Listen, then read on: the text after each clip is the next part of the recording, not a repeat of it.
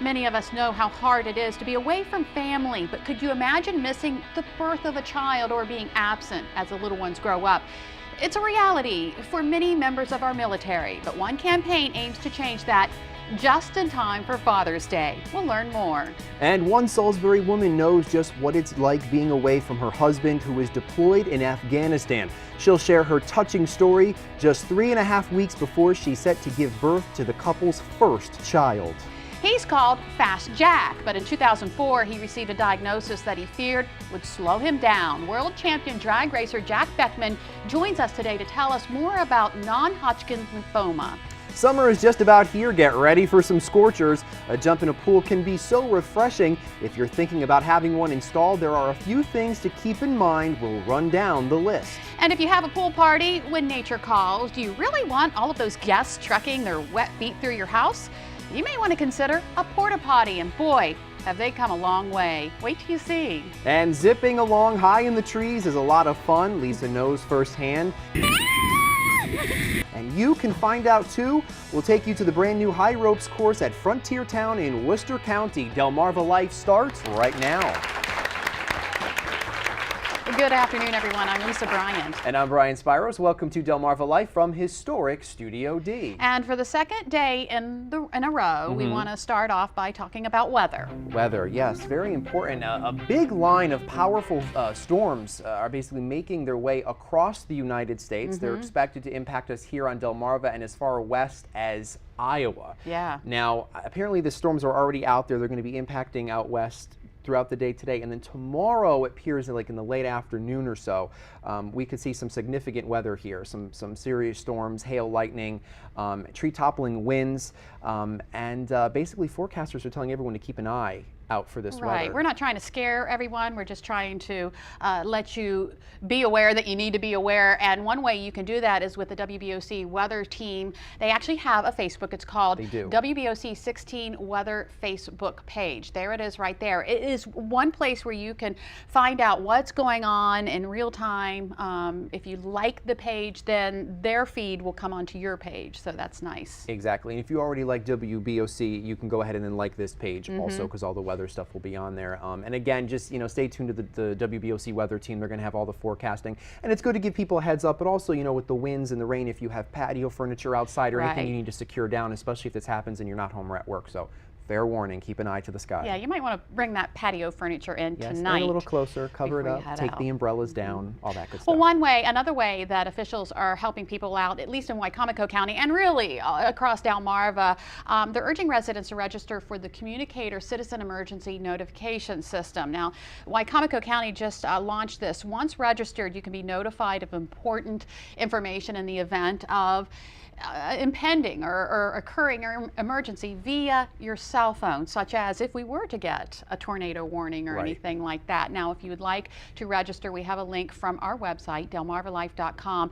Check with your local county. I know Delaware has a statewide system very similar to that. So that's another thing that you might want to do today. Exactly. So that you're prepared. It doesn't hurt to be reminded too much of when you need to, take action or know what's going to be coming your way. And then if in addition to that, we can always go to WBOC has weather alerts through the WBOC app. Exactly. So yeah, we're going to keep. Hopefully, we're preparing for the worst, hoping for the best, preparing for the worst, right? Exactly. I think that's how it goes. I think that's how it goes. Well, one of the things that comes along with summer, unfortunately. Mosquitoes, you're hitting yourself and everything. There they are.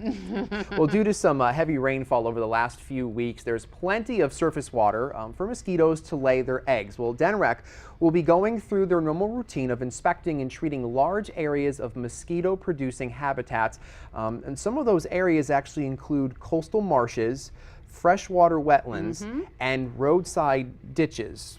All those things we see a lot of here on Delmarva. Yep. And homeowners are also being asked to drain or remove areas where water can collect, so you can be proactive in your own yard. Now, some of these areas, bird baths, rain barrels, gutters, even the flower pot liners underneath, those collect water. So any little area, obviously, water you want to drain or get rid of. And doing this can significantly help reduce mosquito breeding habitats. Yeah, you want to get rid of all those breeding grounds for them.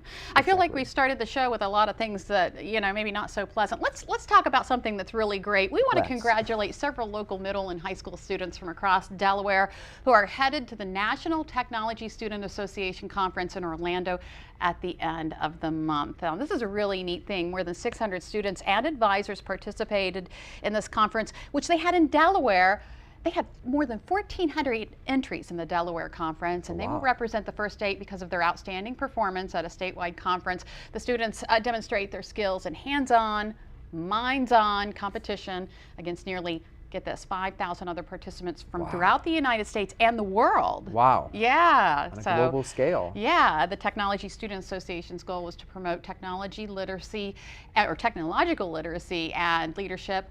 People who attended also supported the American Cancer Society and raised more than $1,000 on site that day. Wow, so they're just a great bunch of students doing great things. Congratulations to them. And staying along with the congratulations theme, we want to send out congratulations to 74-year-old June. I'm sorry, June, if I'm pronouncing this wrong. Yaich of Ocean City. I think I'm saying that right. She was chosen as Maryland's 2013 Outstanding Senior Volunteer. A $500 donation will be made to the nonprofit of her choice, and she is in the running for national recognition. June is being recognized for her dedicated community service, including her work at Coastal Hospice. Yeah, she puts in like 200 hours a year helping out amazing. there. Well, hopefully she gets to the national level, but being just on the state level is awesome enough as it is. Absolutely. So. All right.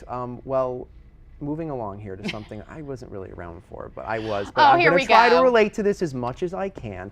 Many of you probably remember the George Orwell novel 1984. Oh, you were around. You just weren't reading yet. I was 2 years old. Don't anybody get mad at me about that. The book was originally published in 1948 and focuses on the futuristic look of government overreaching its powers, sort of like the whole Big Brother theory that people talk about nowadays. Well, Amazon.com is actually reporting a spike in sales of the book. Do you want to know why?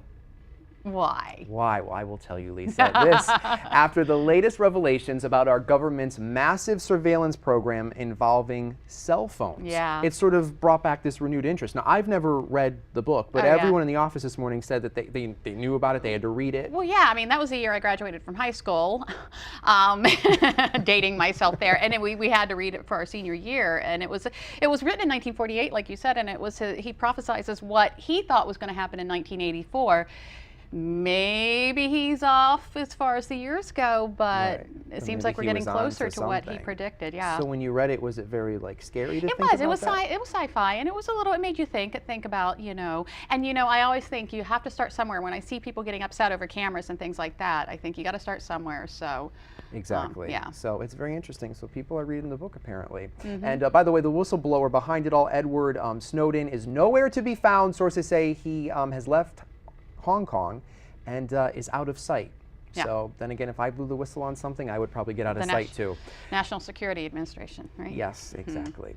Well, some people believe that humans have evolved over time, and through the course of history, we have changed in appearance. I think it's safe to say. Well, a doctor by the name of Alan Kwan, who's an expert when it comes to genetics, predicts there will be a change in the human face over time. Now, this is about to get scary. So an artist in Pittsburgh named Nicolay Lamb wanted to illustrate these changes using sci-fi-like illustrations that he came up with. So here, this is the first one. So this is 2013. That's like your average person. Yeah. Okay, let's fast forward to 20,000 years from now. I don't think I'll be around. But people, the eyes and our foreheads are going to start getting bigger, apparently. This is according to this doctor. So there's 20,000. Let's fast forward to 60,000 years from now. Oh my. And that is what human beings are expected to look like. The massive eyes, the bigger forehead. And I'm glad I will not be around in 60,000 years. Yeah, those eyes are kind of freaky. They are. So I guess that's what we have to look forward to. Still, to come on Delmarva Life, being away from family is tough for anyone, especially those serving overseas, protecting our country. We'll learn more about a campaign that aims to reunite military families this Father's Day. Plus, a Salisbury woman shares her story of what it's like being away from her husband who's deployed to Afghanistan this Father's Day. how she's managing 3.5 weeks before she's set to give birth to the couple's first child. And later on, Delmarva Life, a pool can be so refreshing as the hot temperatures settle in for the season, but there's a lot to consider before making the decision to purchase a pool. We'll lay it all out for you. And while we're outdoors, we're going to take you on an adventure zipping through the treetops on the new high ropes course at Frontier Town in Ocean City. Lisa takes the plunge to tell us what it's like. That looks absolutely fun. Delmarva Life will be right back. Delmarva Life is brought to you by Sussex County Federal Credit Union, guiding you to your financial future. Peninsula Regional Medical Center, honored to serve the entire Delmarva Peninsula since 1897.